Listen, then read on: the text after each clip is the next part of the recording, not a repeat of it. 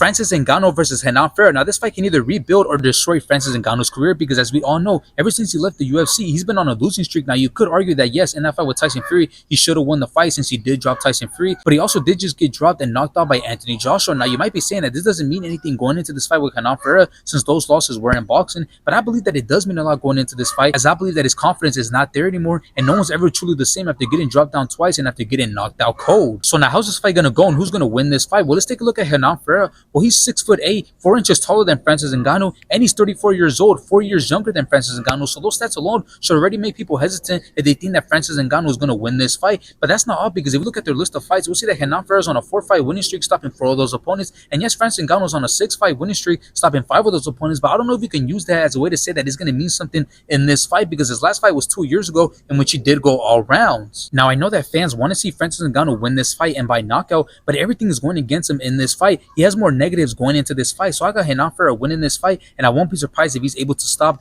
Francis Ngannou. Now let's take a look at their latest performances, in which Francis Ngannou fought Stipe for a second time, in which Francis Ngannou started off great in round 1. Francis Ngannou then dropped and knocked out Stipe in round 2. Nice counter right from Sanchez, who is now down and out. And after this, Francis Ngannou went on to fight Cyril Gane, in which both went back and forth, both had some great shots and kicks. Both of their striking and grappling was great, but Francis Ngannou ended up taking it by decision. And still!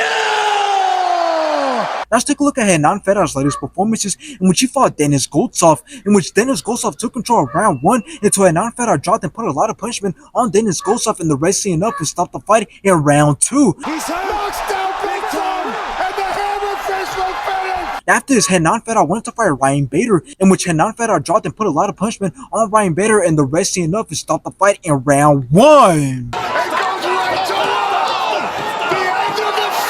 And based off their latest performances, I got Francis Ngannou winning this fight.